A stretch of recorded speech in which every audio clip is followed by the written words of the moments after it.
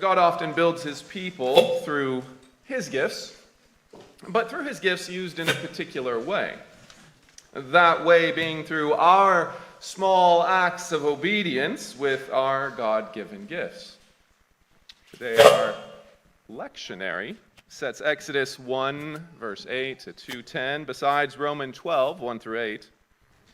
And together they show us this strange arithmetic of God. First, we will see Pharaoh with a throne and an army and a river. Excuse me.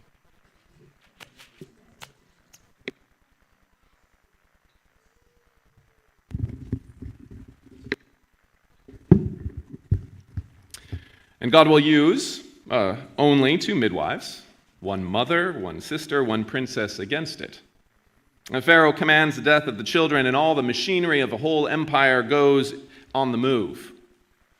And meanwhile, these women, because it is only women in the beginning of Exodus, perform their small, ordinary duties to those nearest them, and the kingdom of Egypt is quietly defeated while women care for a baby.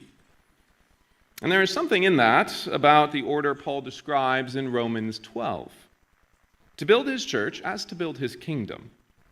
God does not give every person the same gift or all the gifts to one person, because he is making a corporate body and not trying to give just a few people big egos. Instead, one member teaches, another is generous, another leads, another shows mercy. Each offers himself as a sacrifice to the others, faithfully performing the duty God has placed before them with the gifts that God has given them. God gathers these small obediences into one great church. Just as in Exodus, God gathered those small obediences into one great deliverance. And here's the truth, that we're still part of that. We're still part of that.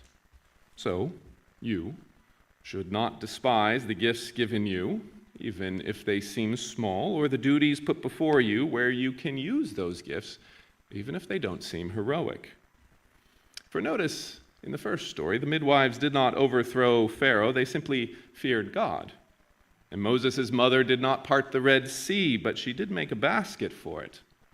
And his sister did not bring down a pagan nation, but she did watch from the reeds and talk to a princess. And yet, heaven made an empire tremble through a handful of ladies doing the next thing, and the next thing, and the next thing. Small acts of obedience. And so your small acts of obedience, they are not stupid. Your attention to your duties, from dishwashing to praying, are not senseless. Our job is to do the next thing with gratitude and with great courage. And that reminds us of our need to confess today. So hear this from 1 John 1. If we say we have no sins, we deceive ourselves, and the truth is not in us. But if we confess our sins, he is faithful and just to forgive us our sins and to cleanse us from all unrighteousness. If you're with us today and are able, you're invited to kneel. Come, let us worship and bow down and kneel before the Lord our God, our Maker.